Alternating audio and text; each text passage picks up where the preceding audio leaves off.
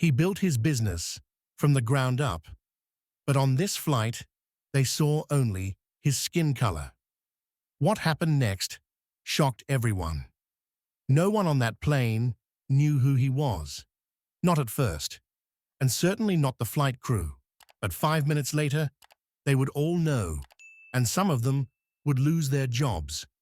Elijah Monroe, 38, was a man who had clawed his way to the top. From growing up in a working-class part of Baton Rouge to founding Monroe Systems, a tech company now worth over $1.2 billion, his journey had been anything but easy. But none of that mattered as he sank into his first-class seat that evening on his way to Zurich. Dressed sharply in a slate-gray tailored suit, with a calm confidence that didn't need to announce itself, Elijah checked his watch. Everything was on schedule. He had arrived early, boarded without issue, and was now ready to settle in for the long transatlantic flight. That's when it happened. A flight attendant approached, her expression tight, with a rehearsed politeness. "Sir, I'm sorry, but there's been a change. We'll need you to switch seats." Elijah looked up, confused. "Excuse me?" Before she could elaborate, a white man in his 50s, clearly wealthy by appearance, breezed into the aisle and sat down in Elijah's seat, without hesitation, without acknowledgement, as if it had always been his. "I paid for this seat," Elijah said, keeping his tone neutral. The flight attendant gave a thin smile.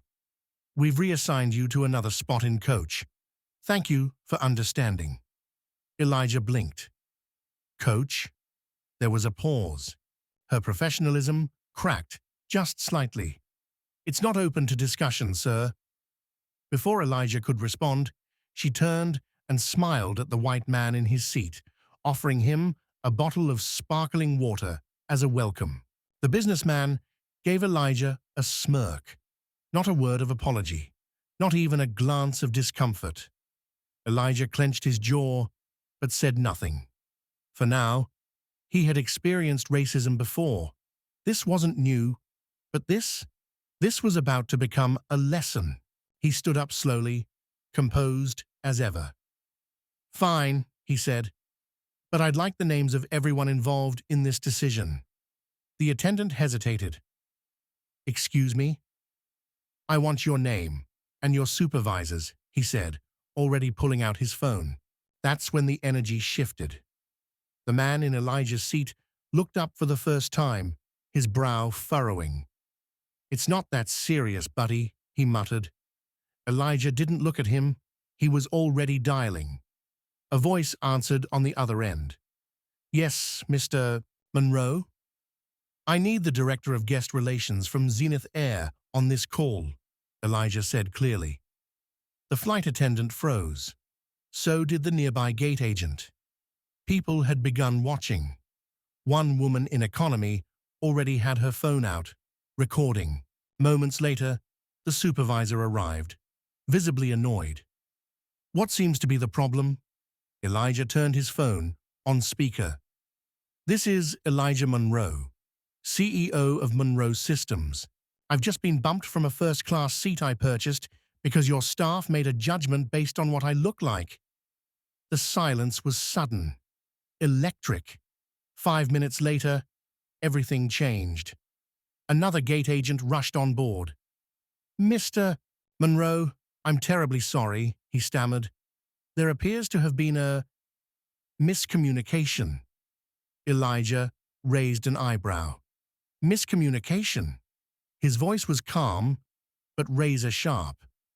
"I was moved without explanation, humiliated, because your staff assumed I didn't belong in the seat I paid for. Do you realize the message that sends?" The attendant who had confronted him stepped forward, clearly shaken. "Sir, I was just trying to follow procedure." "Save it," Elijah cut in. He turned to the supervisor. "Who trains your staff to treat black passengers like they're second class?" The supervisor swallowed hard. We'll address this internally." "Not good enough," Elijah said. He motioned to the woman still filming. "That video? It's already been uploaded. The world will see exactly how your airline operates." And sure enough, within moments of Elijah's call, another came in. To the CEO of Zenith Air, a former colleague of Elijah's from a tech advisory board. The result? Immediate. The crew involved in the incident removed from the flight. The supervisor suspended pending investigation.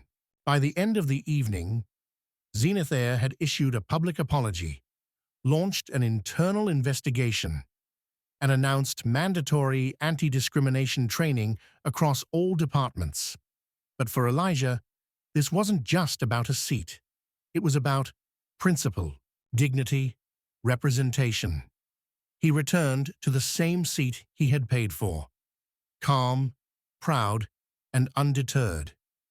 When the flight finally landed in Zurich, Elijah's phone buzzed with hundreds of messages, from strangers, from business partners, from black travelers sharing their own stories of discrimination. The video? Viral. Headlines across the US, and Europe began picking it up. Tech CEO removed from first class because he's black. Airline responds in crisis mode. But more importantly, conversations began happening. Corporate leaders, airline executives, diversity officers, they were all now watching, listening. This wasn't just about Elijah Monroe. This was about the thousands of passengers just like him who never had a camera pointed in their direction. So, what would you have done in that situation? Would you have kept quiet? Would you have moved silently? Or would you have stood your ground and demanded accountability? Because sometimes it takes just one calm, collected voice to bring an entire system to its knees. If this story moved you, if it sparked something inside you, consider sharing it. There's someone out there who may need the reminder that dignity isn't something you ask for. It's something you stand for. Let us know your thoughts in the comments. And don't forget to like and subscribe for more powerful real-life stories that deserve to be heard.